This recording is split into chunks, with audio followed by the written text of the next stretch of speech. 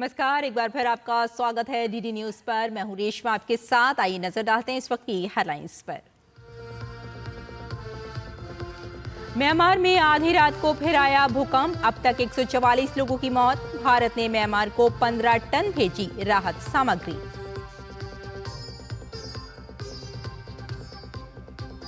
गृह मंत्री अमित शाह का आज से 2 दिवसीय बिहार दौरा। भाजपा समेत एनडीए नेताओं के साथ चुनावी रणनीति पर करेंगे चर्चा।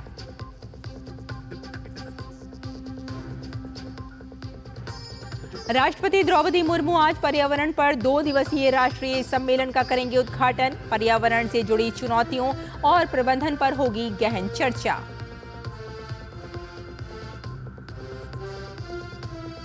ट्रंप ने कहा, भारत और अमेरिका के बीच टैरिफ पर हो रही चर्चा के होंगे अच्छे परिणाम। अमेरिकी राष्ट्रपति ने पीएम मोदी को बताया बहुत अच्छा दोस्त।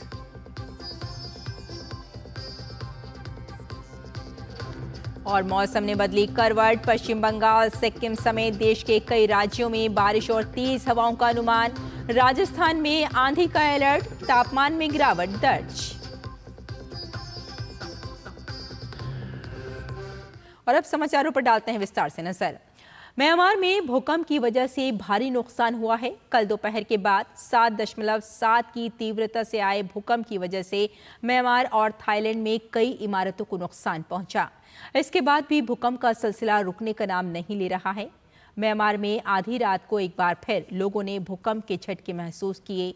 राष्ट्रीय भूकंप विज्ञान केंद्र के मुताबिक रात को 11:56 पर म्यांमार में भूकंप आया है।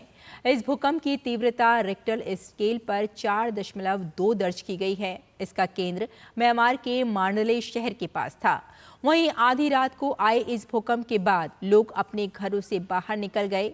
म्यांमार और उसके पड़ोसी देश थाईलैंड में कल दोपहर भूकंप के तेज झटके महसूस किए गए। इस भूकंप से ऊंची इमारतें, पुल और बांध नष्ट हो गए।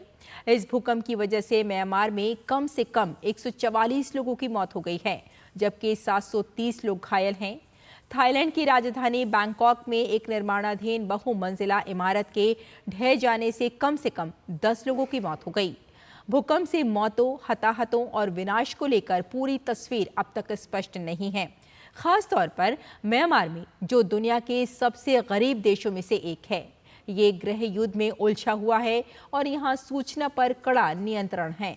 वरिष्ठ जनरल मिन आंग हलाइंग ने कहा कि म्यांमार में मृतकों और घायलों की संख्या बढ़ने की आशंका है।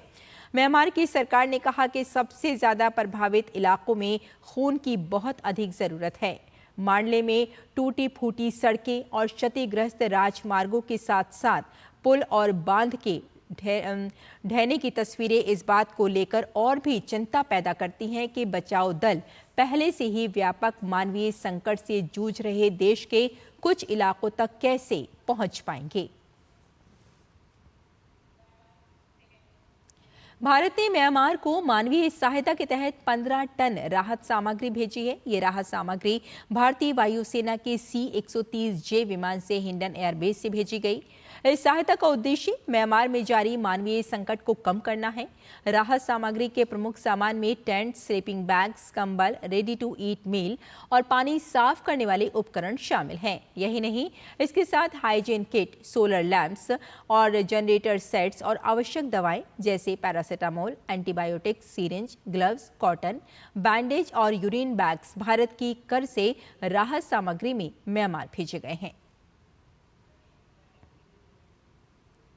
अगली खबर का रुख करते हैं। बिहार में इस साल विधानसभा चुनाव होना है।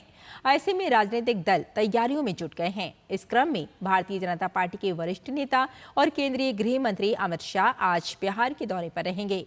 अमित शाह पटना में भाजपा नेताओं के साथ बैठक करेंगे। इस बैठक में आगामी चुनावी रणनीति पर चर्चा होने की संभावना है। इसके अलावा Amit Shah BJP core group की बैठक में भी हिस्सा लेंगे। राष्ट्रपति द्रौपदी मुर्मू आज नई दिल्ली में पर्यावरण पर राष्ट्रीय सम्मेलन 2025 का उद्घाटन करेंगी। इस सम्मेलन का आयोजन राष्ट्रीय हरित अधिकरण एनजीटी द्वारा किया जा रहा है। 2 दिवसीय सम्मेलन में पर्यावरण विशेषज्ञों, नीति निर्माताओं और कार्यकर्ताओं को महत्वपूर्ण पर्यावरणीय मुद्दों पर चर्चा करने का अवसर मिलेगा। ये कार्यक्रम पर्यावरण से जुड़ी चुनौतियों पर चर्चा करने, सर्वोत्तम कार्य प्रणालियों को साझा करने और टिकाऊ पर्यावरण प्रबंधन के लिए भविष्य की कार्य योजनाओं पर सहयोग करने के लिए प्रमुख हितधारकों को एक साथ लाने के लिए एक महत्वपूर्ण मंच के रूप में काम करेगा। 2 दिवसीय कार्यक्रम का उद्देश्य नीति परिवर्तन में मौजूदा अंतराल को पाटना और पर्यावरण संरक्षण के महत्व के बारे में जागरूकता बढ़ाना है। सम्मेलन में 4 तकनीकी सत्र होंगे जो मुख्य पर्यावरणीय मुद्दों पर केंद्रित होंगे। इन सत्रों में वायु गुणवत्ता निगरानी एवं प्रबंधन, जल गुणवत्ता प्रबंधन और नदी कायाकल्प, वन एवं जैव विविधता संरक्षण और चिंतन और मुख्य निष्कर्ष सत्र शामिल हैं। उद्घाटन समारोह में केंद्रीय पर्यावरण, वन और जलवायु परिवर्तन मंत्री श्री भूपेंद्र यादव, उच्चतम न्यायालय के न्यायाधीश माननीय न्यायमूर्ति Vikramnath, attorney general Shri R Venkataramani और साथ में एनजीटी के अध्यक्ष न्यायमूर्ति श्री प्रकाश श्रीवास्तव भी मौजूद रहेंगे। कल निर्धारित समापन सत्र में उपराष्ट्रपति जगदीप धनखड़ मुख्य अतिथि के रूप में शामिल होंगे। इस सत्र को न्यायमूर्ति पीएस नरसिम्हा, न्यायमूर्ति प्रकाश श्रीवास्तव और भारत के सॉलिसिटर जनरल श्री तुषार मेहता भी संबोधित करेंगे। और मोदी सरकार ने शुक्रवार को हुई कैबिनेट की बैठक में कई अहम फैसले लिए। केंद्रीय कैबिनेट ने इलेक्ट्रॉनिक कंपोनेंट मैन्युफैक्चरिंग स्कीम को मंजूरी दी है। साथ ही बिहार में कोसी नदी की बाढ़ को नियंत्रित करने के लिए कोसी नदी को मेची नदी से जोड़ने की परियोजना को मंजूरी दी है।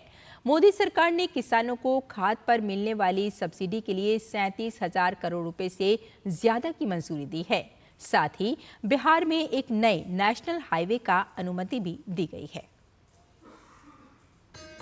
देश की इलेक्ट्रॉनिक्स आपूर्ति श्रृंखला को आत्मनिर्भर बनाने के लिए मोदी सरकार ने अहम फैसला लिया है।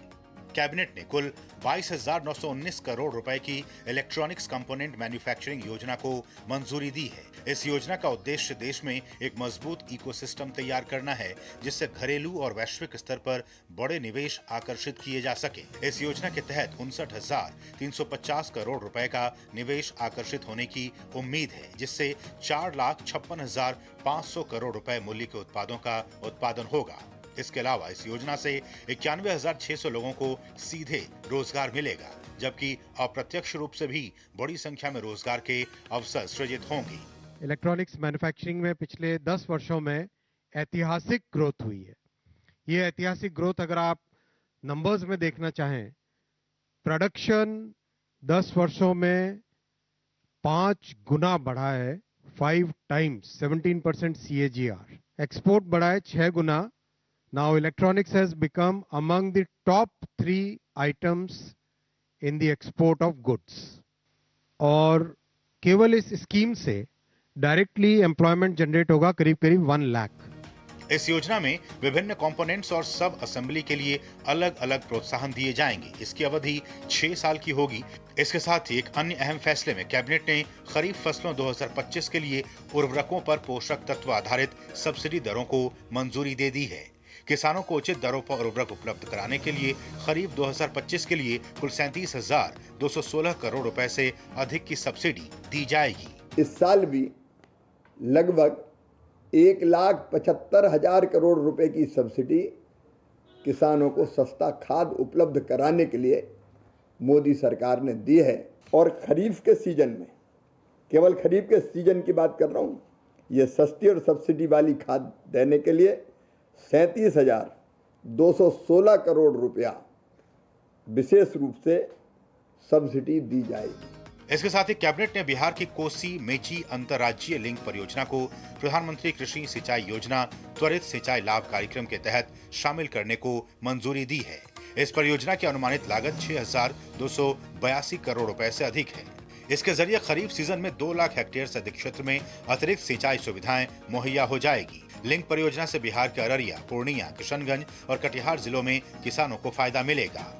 बड़े प्रोजेक्ट पे आता हूँ, बिहार में है हाईवे का प्रोजेक्ट है। ये प्रोजेक्ट है पटना से सासाराम, आरा होते हुए सासाराम को जोड़ने वाला प्रोजेक्ट। खास बात है, जो बहुत इंटरेस्टिंग पॉइंट है, वो ये है कि 5 नेशनल हाईवेज और 4 स्टेट हाईवेज को ये जोड़ता है। तो इमेजिन कितनी बड़ी ये आर्टरी की तरह बिहेव करेगा ये project. This will significantly reduce congestion. Project 2 phases में होगा। कैबिनेट में केंद्रीय कर्मचारियों और पेंशनर्स के महंगाई भत्ते में 2% की बढ़त की है। ये बढ़त 1 जनवरी 2025 से लागू होगी। इस बढ़त के साथ अब केंद्रीय कर्मियों का महंगाई भत्ता 55% हो गया है।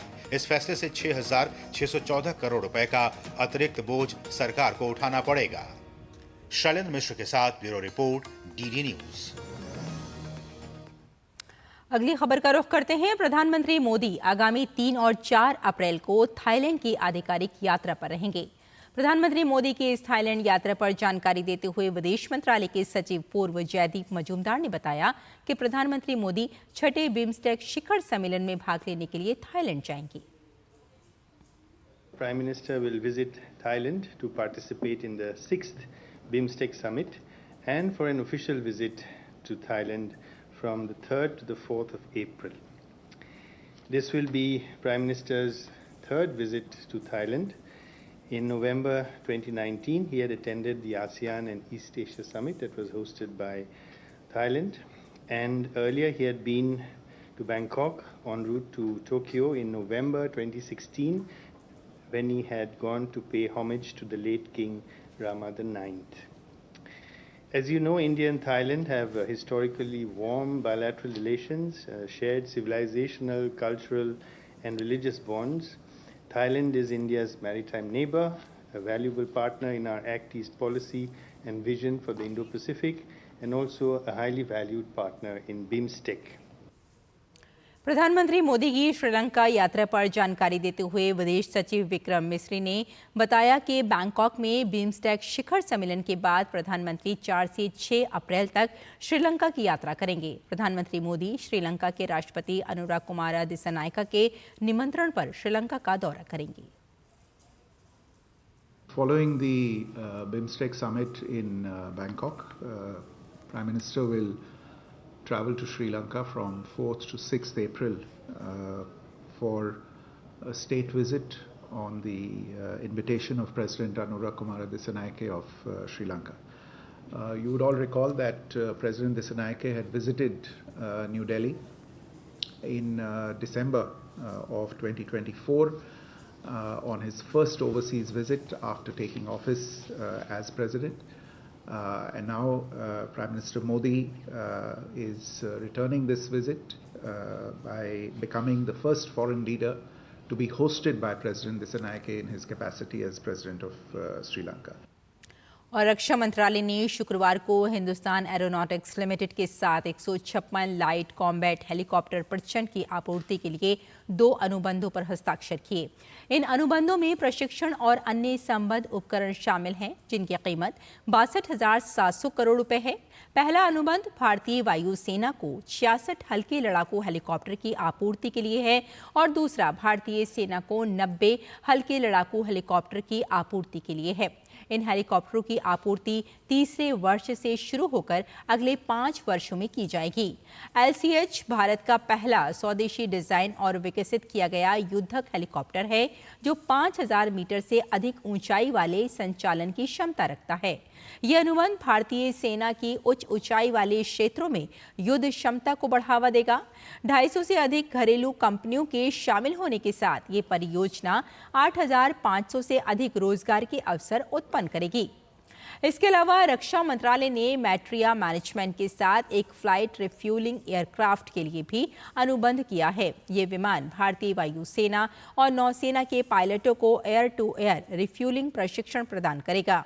इन 3 अनुबंधों पर हस्ताक्षर करने के साथ ही 2024-25 के दौरान रक्षा मंत्रालय ने कुल 193 अनुबंध किए हैं, जिनका कुल मूल्य 2,09,050 करोड़ रुपए से अधिक है, जो अब तक का सबसे अधिक और पिछले उच्चतम आंकड़े से लगभग 2 गुना है।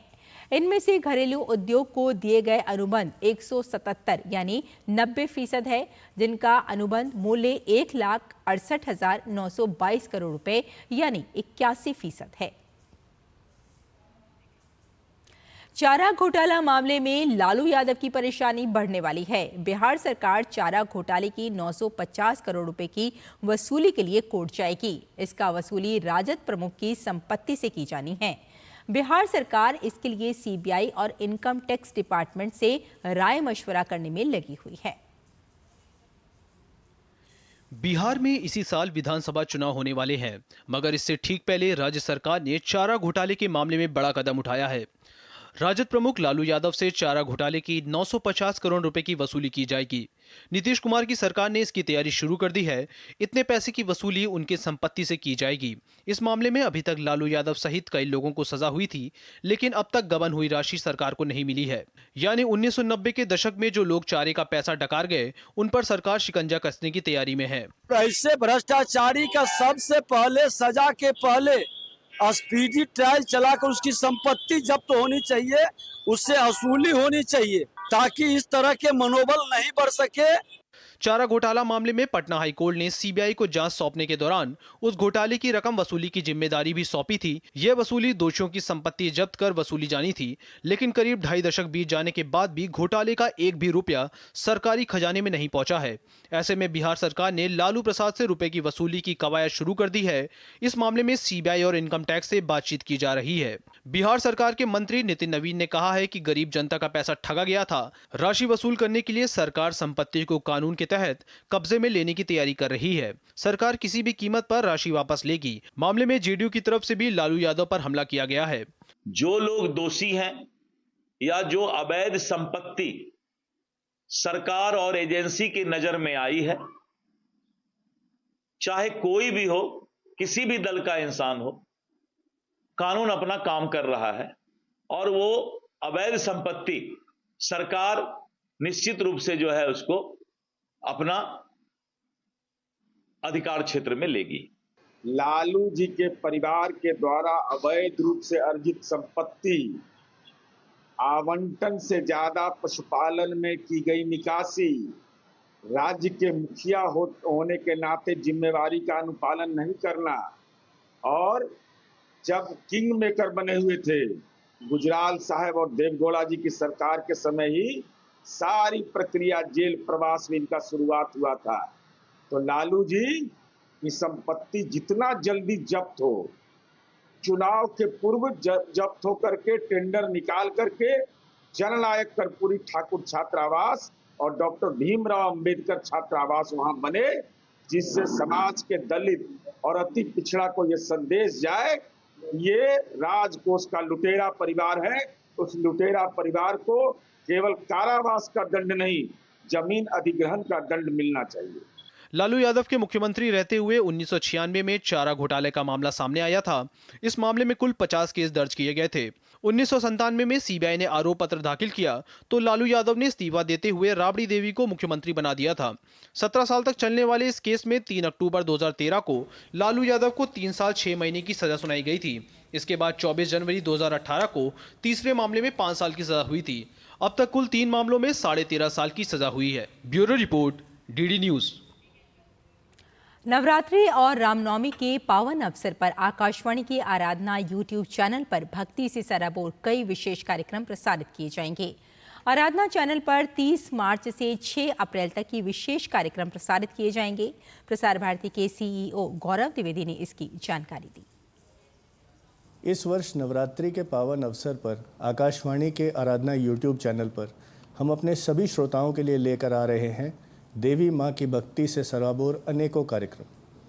30 मार्च से 6 अप्रैल तक आप जुड़े रहिए आराधना चैनल के साथ और सुनिए विशेष कहानियाँ, देवी माँ के अनेक स्वरूप और विभिन्न शक्तिपीठों पर खास कार्यक्रम। और प्रभु श्री राम जन्मोत्सव पर श्री राम जन्मभूमि मंदिर अयोध्या से रामनवमी पर लाइव कमेंट्री। जुड़े रहिए आराधना चैनल से, जुड़े रहिए आकाशवाणी से। और साल 2025 का पहला सूर्य ग्रहण आज लगने जा रहा है और ये आंशिक सूर्य ग्रहण यानी पार्शियल सोलर एक्लिप्स होगा। ये आंशिक सूर्य ग्रहण भारत में दिखाई नहीं देगा। आइए जानते हैं इस सूर्य ग्रहण के बारे में। आज लगने जा रहा सूर्य ग्रहण साल 2025 का पहला आंशिक सूर्य ग्रहण होगा। ऐसे में कुछ सवालों के जरिए आइए सूर्य ग्रहण को समझने की कोशिश करते हैं। पहला सवाल, क्या होता है सूर्य ग्रहण? तो जब चंद्रमा सूर्य और पृथ्वी के बीच आ जाता है तो सूर्य ग्रहण होता है। इस दौरान चंद्रमा सूर्य की रोशनी को पृथ्वी तक पहुंचने से रोक देता है और पृथ्वी पर छाया डालता है। इस बार का सूर्य ग्रहण कहां-कहां दिखाई देगा? तो नासा के मुताबिक इस बार का आंशिक सूर्य ग्रहण यूरोप, एशिया, अफ्रीका, उत्तरी अमेरिका, दक्षिण अमेरिका और आर्कटिक के कुछ हिस्सों में दिखाई देगा। क्या सूर्य ग्रहण भारत में भी दिखाई देगा? नासा की माने तो आंशिक सूर्य ग्रहण भारत में दिखाई नहीं देगा, क्योंकि इस घटना के दौरान चांद की छाया देश को पार नहीं करेगी। सूर्य ग्रहण कब देखा जा सकता है? तो भारत में सूर्य ग्रहण दोपहर 2:20 पर शुरू होगा और शाम 6:13 पर समाप्त होगा, जो लगभग 4 घंटे तक चलेगा। ग्रहण शाम 4:17 पर अपने चरम पर होगा। हालांकि समय के अंतर और घटना के संरेखण के कारण भारत में ग्रहण नहीं देखा जा सकेगा। सूर्य ग्रहण देखने के लिए क्या सावधानी बरतें? तो यदि आप उन लोगों में से हैं जो इसे देख सकते हैं, तो याद रखें कि ग्रहण के दौरान सीधे सूर्य को ना देखें, क्योंकि ये आपकी आंखों को स्थायी रूप से नुकसान पहुंचा सकता है। इसलिए आप ग्रहण देखने के लिए विशेष चश्मा पहनकर या सुरक्षित सौर फिल्टर का उपयोग कर सूर्य ग्रहण देख सकते हैं। Bureau report, DD news. और प्रवर्तन निदेशालय ने नोएडा में एक बड़े पोर्नोग्राफी रैकेट का खुलासा किया है। जांच में सामने आया कि एक कपल द्वारा संचालित ये रैकेट एक स्टूडियो में पोर्नोग्राफिक कंटेंट शूट करता था और उसे ज़ामस्टर और स्नैपचैट जैसी विदेशी वेबसाइट पर लाइव स्ट्रीम किया जाता था। इसके बदले कपल को साइप्रस की कंपनी टेक्नियस लिमिटेड से 15.6 करोड़ मिले, जबकि 7 करोड़ रुपए नीदरलैंड्स के एक बैंक में ट्रांसफर किए गए। ईडी ने यह कार्रवाई विदेशी मुद्रा प्रबंधन अधिनियम के तहत की है, लेकिन नोएडा पुलिस जल्द ही इस मामले में एफआईआर दर्ज कर सकती है। इसके बाद ईडी मनी लॉन्ड्रिंग का केस दर्ज कर कपल की गिरफ्तारी कर सकती है। मौसम विभाग ने आज पश्चिम बंगाल, सिक्किम, गोवा और महाराष्ट्र में अलग अलग स्थानों पर बारिश और तेज हवाओं का अनुमान व्यक्त किया है। अरुणाचल प्रदेश, असम और मेघालय में भी ऐसी ही स्थिति का अनुमान है। विभाग ने अगले 2 दिन के दौरान जम्मू और कश्मीर में बारिश होने की भविष्यवाणी की है। मौसम विभाग के अनुसार अगले 2 दिनों तक तेज हवाएं पूरे उत्तर भारत को प्रभावित करेंगी। वहीं राजस्थान में आंधी चलने की आशंका जताई है। साथ ही दिल्ली में भी तेज हवाओं का दौर जारी रहेगा, जिससे तापमान बढ़ोतरी से राहत मिलेगी। भारत अमेरिका के बीच टैरिफ को लेकर चल रही बातचीत के बीच अमेरिकी राष्ट्रपति डोनाल्ड ट्रंप ने प्रधानमंत्री नरेंद्र मोदी की तारीफ की है। शुक्रवार को व्हाइट हाउस में पत्रकारों से वार्ता के दौरान ट्रंप ने पीएम मोदी को बहुत स्मार्ट आदमी और अपना बहुत अच्छा दोस्त बताया। ट्रंप ने कहा कि प्रधानमंत्री मोदी हाल ही में यहां आए थे और हम हमेशा से बहुत अच्छे दोस्त रहे हैं। ट्रंप ने आगे कहा कि भारत दुनिया में सबसे ज्यादा टैरिफ लगाने वाले देशों में से एक है। उन्होंने कहा कि मुझे लगता है कि भारत और हमारे देश के बीच सब कुछ बहुत अच्छा रहेगा। मैं कहना चाहता हूं कि आपके पास एक बेहतरीन प्रधानमंत्री है। गौरतलब है कि पहली बार नहीं है जब अमेरिकी राष्ट्रपति ने प्रधानमंत्री नरेंद्र मोदी की तारीफ की है। वे पहले भी ऐसा करते रहे हैं। हाल ही में पीएम मोदी के अमेरिकी दौरे के दौरान भी उन्होंने प्रधानमंत्री मोदी को महान नेता और खुद से बेहतर वार्ताकार बताया था। Well, you know, Prime Minister Modi was here just recently, and we've always been very good friends. India is one of the highest tariffing nations in the world. You know that. I know. Thank you for shaking your head, but it's brutal. It's brutal. They're very smart, and he's a very smart man and a great friend of mine, actually. And we had very good talks. I think it's going to work out very well between India and our country. और केरल में चल रही राष्ट्रीय बधिर senior, junior व सब junior athletics व swimming championship प्रतियोगिता का शुक्रवार को समापन हो गया। एथलेटिक्स चैंपियनशिप में केरल 289 अंक से रहा शीर्ष स्थान पर और तमिलनाडु 169 अंक से रहा दूसरे स्थान पर। वहीं स्विमिंग चैंपियनशिप में महाराष्ट्र ने 63 अंक हासिल कर शीर्ष पर रहा।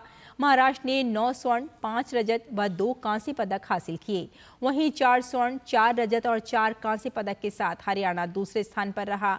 और India sports council of the deaf द्वारा आयोजित इस प्रतियोगिता में इस बार कई नवोदित बधिर खिलाड़ी शामिल हुए।